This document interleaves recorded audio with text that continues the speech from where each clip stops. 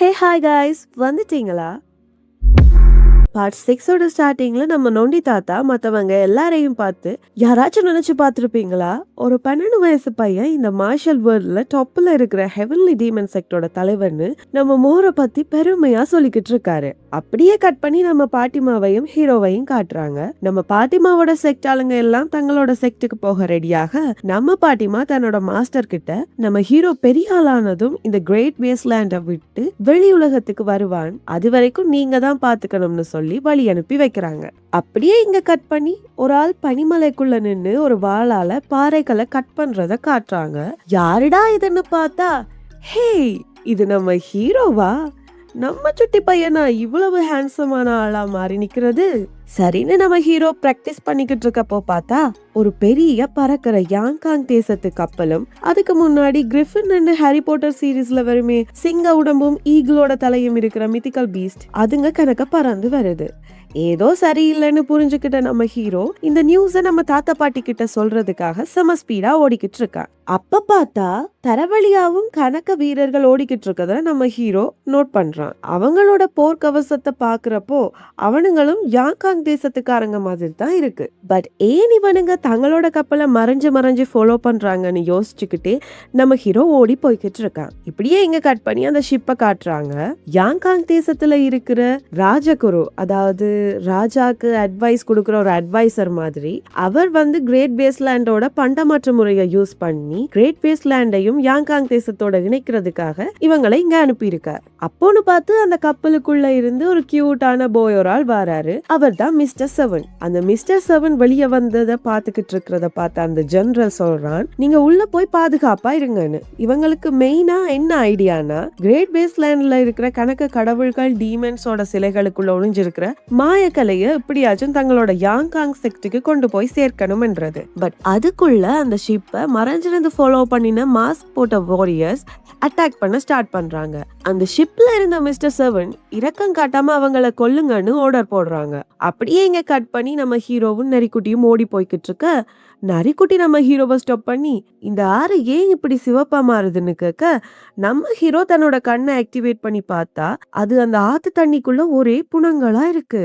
அந்த dead bodies எல்லாம் நம்ம ஹீரோ ஓடி வரும்போது திருட்டுத்தனமா உள்ள மாஸ்க் போட்ட யாங்காங் தேசத்தவங்கன்றத ஹீரோ கண்டுபிடிச்சிட்டு மேல பார்த்தா அந்த ஷிப் இன்னுமுமே மேலால பறந்து வந்துகிட்டு இருக்கு. நம்ம ஹீரோக்கா ஏன் யாங்காங் தேசத்தவங்க தங்களுக்குள்ளேயே அடிச்சுக்கிட்டு சாவுறானுங்கன்னு ஒரே குழப்பமா இருக்கு. இந்த கேப்ல அந்த பனிக்கட்டி எல்லாம் உடைஞ்சு ஆத்து தண்ணி கரப்புரல ஸ்டார்ட் பண்ணு. நம்ம ஹீரோ உடனே இதை தடுக்கணும், இல்லன்னா இந்த டெட் பாடிஸ் போய் பிளாக் பண்ணி ஊருக்குள்ள வெள்ளம் வந்துடுமே. சோ என்ன பண்ணலாம்னு யோசிச்ச நம்ம ஹீரோ நரிக்குட்டிய போய் தாத்தா பாட்டி கிட்ட நிலைமைய சொல்லிட்டு அவன் ஒரு பக்கத்தால பயங்கர ஸ்பீடா ஓடி போறான். நம்ம ஹீரோவை பார்த்தா அந்த பாம்பு அறைக்கு கிட்ட தான் வந்திருக்கான். அந்த பொண்ணு பயந்து போய், எப்பா ராசா, அதான் எல்லா ட்ரெஷர்ஸையுமே கொண்டு போய் சேர்த்துட்டியே, இப்ப என்கிட்ட எதுவுமே இல்ல உனக்கு தாரதுக்கு, நடைய கட்டு ராசான்னு சொல்ல நம்ம ஹீரோ உடனே, அக்கா எனக்கு உங்க ஹெல்ப் வேணும், அந்த பனிக்கட்டிங்க எல்லாம் அடிச்சுக்கிட்டு கரை புரண்டுக்கிட்டு வந்துகிட்டு இருக்கு, அதை உடனே தடுத்தாகணும்னு சொல்ல, அதுக்கு அந்த பொண்ணும் இதை செஞ்சு எனக்கு என்னடா லாபம்னு கேட்க, நம்ம ஹீரோ உடனே நீ எனக்கு ஹெல்ப் பண்ணா இந்த சீலை பிரேக் பண்ணி உன்னை எஸ்கேப் ஆக ஹெல்ப் பண்ணுவேன்னு சொல்ல, ரெண்டு பேருமா சேர்ந்து வெளியே எஸ்கேப் ஆக அந்த பெரிய ஜென் மாஸ்டரோட சிலையும் அந்த இடத்தை விட்டு வெளியே வருது. நம்ம ஹீரோவோட ஐடியா என்னன்னா அந்த பனி இலைய அந்த ஜென் மாஸ்டரை வச்சு தடுக்கிறது. பட் அதுக்குள்ள அந்த ஜென் மாஸ்டர் நம்ம ஹீரோவை அட்டாக் பண்ண வர எங்கேயோ இருந்த ஒரு பெரிய ப்ளூ கலர் வால் பறந்து நெத்தி பொட்டுல அடிச்சு விழுத்திடுது அந்த ஜென் மாஸ்டரை. அந்த வாழை பார்த்து நம்ம ஹீரோ அது நம்மளோட வில்லேஜ் சீஃப் தாத்தாவோட தான் இருக்கும்னு கரெக்டா கெஸ் பண்ணிடுறான். பார்த்தா அந்த வாள் அந்த ஸ்பை மாதிரி பறந்து நோட்டம் விட்டுக்கிட்டு இருந்த யாங்காங் தேசத்தோட கிரிஃபின் பறவைய போட்டு தள்ளிட்டு ரொம்ப குட்டி வாழா மாறி நம்ம வில்லேஜ் சீஃப் தாத்தாவோட தலைக்குள்ள போய் மறைஞ்சிடுது. அப்படியே இங்க கட் பண்ணி அந்த ஷிப்பை காட்டுறாங்க. கிரவுன் பிரின்ஸோட டீச்சர் 200 வருஷமா ஆளக்கான்னு சொன்னாங்களேன்னு பார்த்தா நம்ம ஹீரோ காப்பாத்தாம டிராகன் பேலஸ்ல விட்டுட்டு வந்த ஐஸ் கட்டி பாறைய அப்படியே அலையக்கா தூக்கிட்டு கப்பல்ல வச்சிருக்கானுங்க. அந்த ஜெனரலும் அந்த வில்லன் தாத்தாவை ஒரு செகண்ட்ல அந்த ஐஸ் கியூப்ல இருந்து வெளியே கொண்டு வந்துடுறான். வெளியே வந்த அந்த வில்லன் தாத்தாவும், டேய், நான் 200 வருஷமா யாராச்சும் யாங்காங் தேசத்துல இருந்து என்ன காப்பாத்த வருவீங்கன்னு காத்துக்கிட்டு இருந்தேன்டான்னு சொல்ல, அதுக்குள்ள நம்ம மிஸ்டர் செவன், பெரியவரே எங்க உங்க வாழை காணும், ஜஸ்ட் வாழ் உரம் மட்டும்தான் இருக்குன்னு கரெக்டா தெரியாதனமா நம்ம ஹீரோவை கோத்து விட்டுறா. அந்த வில்லன் தாத்தா உடனே, "அது ஏன்பா கேக்குற?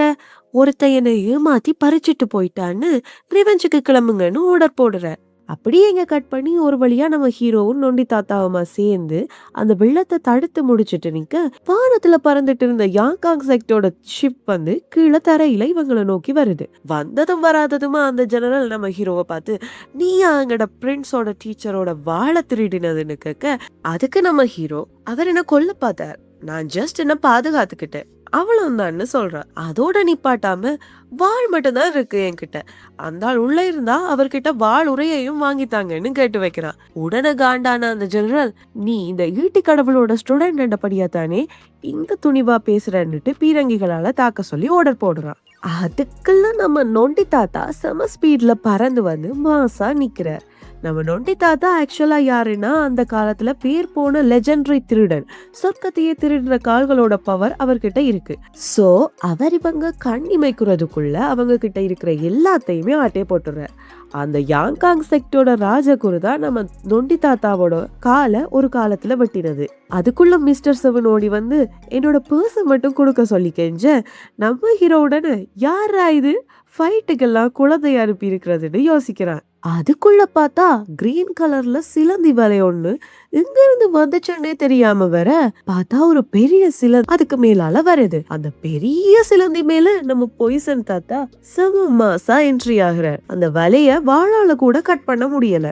அதுக்குள்ள அந்த வலையில இருந்து நச்சு புகை வெளியே வர எல்லா வீரர்களுமே மயங்கி விழுறாங்க.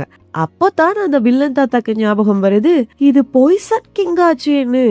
செம மாஸ்ல வேற என்ன வேணும்? ஜஸ்ட் 3 தாத்தாக்களோட பவர்ஸை பார்த்ததுமே அரண்டு போன அந்த ஜெனரல் கப்பலை திருப்புங்கன்னு ஆர்டர் போடுறான். சரின்னு கப்பலை திருப்ப ட்ரை பண்ண மேலே இருந்த ஒருத்தன் ஜெனரல், அரவாசி மனுஷன் ஒருத்தன் பின்னால நிக்கிறான்னு கத்த, இவன் என்னடா உளறிக்கிட்டு இருக்கான்னு காண்டான ஜெனரல் எட்டி பார்த்தா அது நம்ம புச்சர் தாத்தா. நம்ம புச்சர் தாத்தா 2 கோடை போட்டு விட அந்த வில்லன் தாத்தா, அட கடவுளே இது ஹெவன்லி பிளேட் ஆச்சேன்னு வெலவெலத்து போற.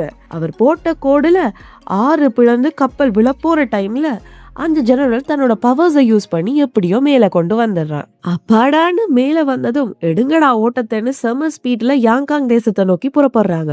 அப்படியே இங்க கட் பண்ணி நம்ம ஹீரோவும் அந்த கிங்காங் குரங்கும் போய் ஒரு பழங்கால டீமன் கிட்ட மாட்டிக்கிட்டாங்க இல்லையா, அதே கட்டிடத்தை காட்டுறாங்க.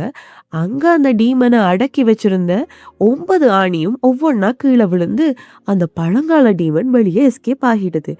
இந்த நியூஸை ஓடோடி வந்து நம்ம ஹீரோ தாத்தா பாட்டி கிட்ட சொல்ல வர, அவங்க சிம்பிளா அதை விட முக்கியமா ஜியாங்லாங் சிட்டில எல்லா செக்டோட பெரிய தலைங்களும் மீட் பண்ண போறாங்களாம். இன்விடேஷனும் வந்திருக்கு. அதோட அன்னைக்கு தான் யாங்காங் செக்ட் ஜியாங்லாங் செக்டோட நட்பா மாற போறாங்களான்னு கதை வருது. அதுக்கு நீ கிராண்ட்மாசி கண் தெரியாத தாத்தா 3 பேருமா போய் அந்த ஜைலாங் சிட்டியை கண்காணிக்கணும். அதோட அந்த பேச்சுவார்த்தையை சக்சஸ் ஆக விடக்கூடாதுன்னு விளைச்சி சொல்லுற. சரின்னு நம்ம ஹீரோவும் பாட்டிமாவும் கண் தெரியாத தாத்தாவுமா சேர்ந்து ஜியாங்லாங் சிட்டிக்கு போறதுக்காக ஆத்தோட கரையில நின்று பூசையும் படையலும் போட அந்த ஆத்துக்கு இருந்து ஒரு பெரிய மிதிக்கல் பீஸ்ட் வருது. அது மேல ஏறி ஆத்துக்கு இந்த பக்கத்துல இருந்து அந்த பக்கத்துல இருக்கிற ஜியாங்லாங் சிட்டிக்கு போறாங்க. இந்த ஜியாங்லாங் சிட்டிக்கு இரவில்லாத நகரம்னு பேர் இருக்கு. ஏன்னா இங்க இருக்கிற ஸ்டார் ஸ்டோன்ஸ் இரவையும் பகலை விட பிரைட்டா வச்சிருக்கும்னு நம்ம பாட்டிமா நம்ம ஹீரோ கிட்ட சொல்லிக்கிட்டு போறாங்க. அப்ப உடனே கண் தெரியாத தாத்தா, சரி நாம இனி தனித்தனியா பிரிஞ்சு போயிட்டு இவங்களை கண்காணிப்போம்னு சொல்லிட்டு அவர் பாட்டுக்கு போயிடுறார். நம்ம பாட்டிமாவும் மோர், நான் முக்கியமான ஒரு ஆளை மீட் பண்ண வேண்டி இருக்கு, சோ நீ இந்த சிட்டியோட மார்க்கெட் பக்கமா போய் ஏதாச்சும் நியூஸ் கிடைக்குதான்னு பாருன்னுட்டு அவங்களும் போயிடுறாங்க. அங்க மார்க்கெட்ல பார்த்தா மிஸ்டர் செவன் நின்னுக்கிட்டு இருக்க. நம்ம ஹீரோ பார்த்துட்டு, ஹே யாங்காங் செக்டோட குண்டு பையா, நீயும் இங்கேயா இருக்கான்னு ஹாய் சொல்ல, மிஸ்டர் செவனுடனே, நான் ஒன்னும் குண்டு பையன் இல்ல, நான் மிஸ்டர் செவன், நான் தான் 7வது இளவரசன்னு சொல்ல, ஹே யாருகிட்ட கதை விடுற, குண்டா வெள்ளையா இருக்கிறவங்கள கண்டிப்பா குண்டு பையன்னு தான் சொல்லணும்னு வேணும்னே கலாய்க்கிறான் நம்ம ஹீரோ. மிஸ்டர் செவன் இதை கேட்டதும் செம கடுப்பாகிறான். அப்படியே இங்க கட் பண்ணி நம்ம ஹீரோ மார்க்கெட்டை தாண்டி ஒரு பிரிட்ஜ் கிட்ட போறத காட்டுறாங்க. அந்த பிரிட்ஜால அந்த சீக்ரெட் மீட்டப்புக்கு இன்வைட் பண்ணின எல்லா செக்டோட லீடர்ஸும் வராங்க. அதுல கடைசியா யாங்காங் செக்டோட ஜெனரலும் வரார். அந்த ஜியாங்லாங் சிட்டியோட அரசரே வெளியில வந்து ஸ்பெஷலா நம்ம யாங்காங் செக்டோட ஜெனரலை வரவேற்கிறார். அதுக்கப்புறமும் வெளியே அரசர் வெயிட் பண்ணிக்கிட்டு இருக்க. அதுல ஒரு டீமன் செக்டோட லீடர் கேக்குறான், நீங்க ஹெவன்லி டீமன் செக்டோட பழைய செக்ட் மாஸ்டரோட வைஃபுக்காகவா வெயிட் பண்ணிக்கிட்டு இருக்கீங்க? ஆனா எங்க அவங்கள காணுமேன்னு கேட்க, மேடம் சியூயூ சொன்னா சொன்னபடி வருவாங்கன்னுட்டு அந்த அரசர் வெயிட் பண்ணிக்கிட்டு இருக்கான். நம்ம ஹீரோ உடனே எது செக்ட் லீடரோட வைஃபா, யாரா இருக்கும்னு யோசிக்க ஸ்டார்ட் பண்ண, அழகான பிங்க் கலர் இதழ்கள் காத்துல பறந்து வந்து ஒரு மேஜிக்கலான அட்மாஸ்பியரை கிரியேட் பண்ண, வானத்திலிருந்து ஏஞ்சல் மாதிரி நம்ம பாட்டிமா வராங்க. இதோட இந்த பார்ட் முடியுது ஃப்ரெண்ட்ஸ். எல்லாருக்கும் இந்த அனிமி பிடிச்சிருந்தா கண்டிப்பா லைக் பண்ணுங்க. உங்களோட லைக் தான் அடுத்தடுத்த வீடியோஸ் போடுறதுக்கான எனக்கு மிகப்பெரிய மோட்டிவேஷன். நான் உங்களை நெக்ஸ்ட் பார்ட்ல மீட் பண்றேன். Until then, bye from உங்கள் கீர்த்தி. டாடா.